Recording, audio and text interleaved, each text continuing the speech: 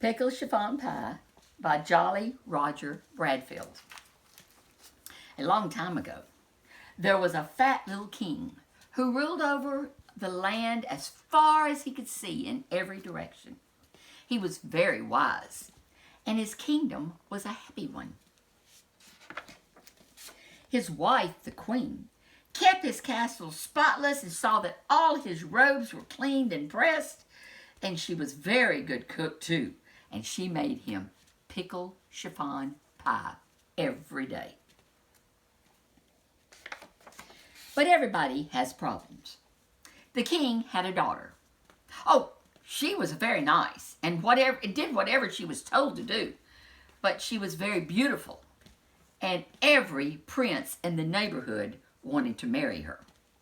Every day they came to the palace with flowers and gifts for her, and to be polite, she would ask them all to stay for dinner, and that meant there was less pickle chiffon pie for the king. That was his problem. Finally, one day, the king decided that his daughter should marry one of the princes. Then at least there would be fewer people at the dinner table each night.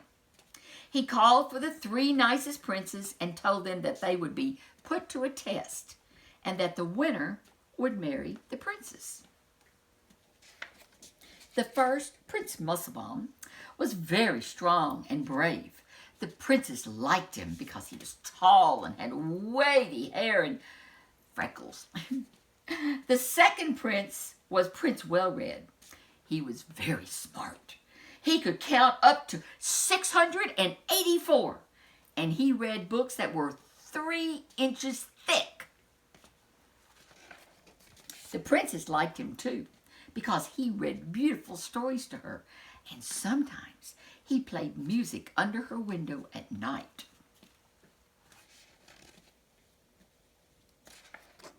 And the third was Prince Bernard.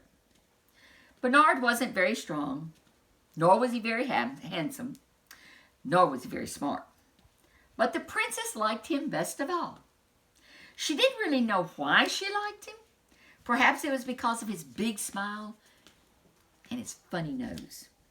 It's hard to tell about princesses. The king told the 3 princes this: "You will go out into the huge forest at the edge of the kingdom for 3 days.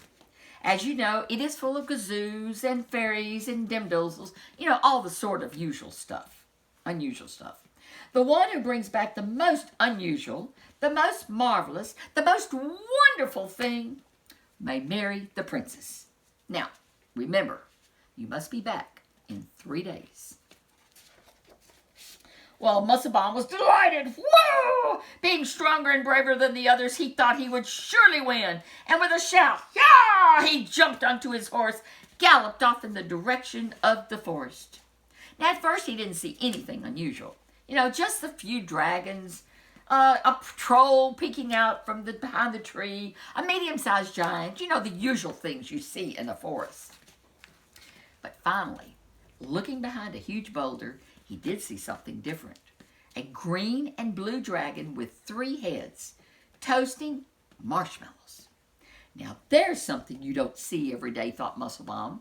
But I do have 2 more days, and I'll look a bit, just for a little bit more. On the second day, he saw a 4-wheeled dimdoozle wearing glasses and smoking a pipe. Now, there's something different, thought Musselbaum. I've never seen a dimdoozle smoking before, but I have 1 more day. I'll look a bit more. On the third day, he saw something really different. A huge lion juggling 6 cans of root beer soup. And he was wearing a velvet vest and roller skates. "This must surely be the most wonderful thing in the whole forest," cried Prince Musselbaum. Bravely, he grabbed that lion's tail and started dragging him back toward the castle. Meanwhile, Prince Well-Read was searching too. The first day he spied a witch who could turn town people into frogs, which really wasn't so special, except that she could do it with her eyes shut and her hand behind her back. Now, there's something you don't see every day, thought Well-Read, but I have 2 more days. I'll look a bit more. On the second day, he saw a 16-footed gazoo that had different kind of shoe on each foot. Now, there's something different, thought Well-Read. I've never seen a gazoo with more than 7 feet. But I have 1 more day left. I will look a bit more. On the third day, he came upon something really different. A giant with a green beard playing chopsticks on 2 pianos. This must surely be the most wonderful thing in the forest, said Prince Well-Read. I've never heard that tune before. He cleverly told the giant what a fine piano player he was and talked him into going back to the castle to play for the king. Now don't forget Prince Bernard. He was searching too. On the first day he met an ogre who was so ugly that he scared the leaves right off the tree. Whew, that's something you don't see every day, thought Bernard, but he might frighten the princess if I brought him back, and I do have 2 more days, so I'll look a bit more. On the second day, he discovered a tiny little house tucked behind a tree. He peeked in and saw that it was filled with mice, all busily painting the most wonderful pictures.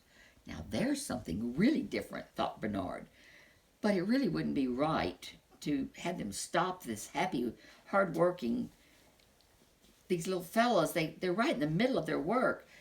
I have 1 more day. I'll look a bit more.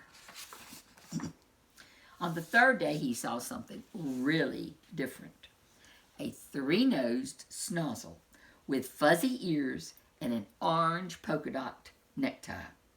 And it was busy making pickle chiffon pie. This must surely be the most wonderful thing in the whole forest, he cried. I thought the queen was the only one who could make pickle chiffon pie. Oh, the king will be so happy. And with that, he grabbed the snozzle's necktie and started leading it back toward the castle. Prince Bernard had never been happier in his whole life. It was hard work pulling that 3-nosed snozzle through the forest, but Prince Bernard didn't mind. He was sure he was going to win the contest to marry the princess. But he wasn't quite so happy when he looked back and he saw how sad the snozzle looked.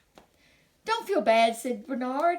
You'll like living at the palace. It's much nicer than this dark old forest. And anyway, I have to take you back in order to marry the princess.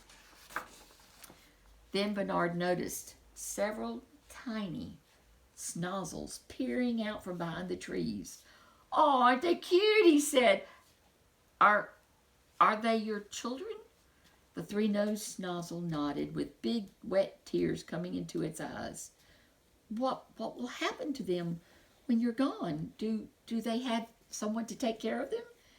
And the snozzle shook its head sadly. Prince Bernard sat down on a log to think. He thought of his love for the princess. He thought of the snozzle's love for his children. For a long time, it was very quiet and still in the forest. Finally, with a sigh, the prince let go of the snozzle's necktie and watched it scamper off, and then he turned and walked slowly back toward the castle. His 3 days were up. When all the princes were called to appear before the king, Musselbaum had a big smile on his face. He was sure he would win with his juggling lion. Well-Read was smiling too. He was just as sure that he would win when the king heard his giant play his 2 pianos. Bernard, however, hung his head sadly as he stood empty-handed behind the others. The king was delighted with Musselbaum's lion. Wonderful, he cried as the lion juggled 23 apples and a bottle of ketchup. And when Well-Read's giant played chopsticks on his 2 pianos, the king laughed and clapped his hands in delight. How wonderful, he cried. Oh, so unusual. And then he turned to Bernard. And what have you brought back, he said. Prince Bernard bowed low before the king. He hoped that no one would notice the tears in his eyes as he raised his head and said softly, "Nothing, Your Majesty." He told of meeting the ugly ogre who might have frightened the princess. He told of seeing the amazing mice whose paintings he just could not make himself interrupt them and make them leave. He told of the tiny snozzled children that he could not bear to leave alone in the forest. There was a silence in the castle. No one spoke for a long time. Bernard just wished that he could run and hide. Everyone was looking at him, except the princess and the queen. They were whispering to the king. The king nodded his head and smiled. "Bernard," he said in a loud voice, "you have won the right to marry the princess." But why, Your Majesty? I didn't bring back anything," he exclaimed. "Oh, yes, you did, my son," said the king. "You brought back a story of kindness and love and consideration for others. Truly the most wonderful thing of all. You will make a fine husband for my daughter." When Bernard married the princess, Well-Red's giant played the wedding march, and Musselbaum's lion put on a special exhibition to entertain the guests. And guess who sent Bernard and the princess the biggest pickle chiffon pie anyone ever saw as a wedding present? That's right, the three-nosed schnozzle with the fuzzy ears and the orange polka dot tie. The end.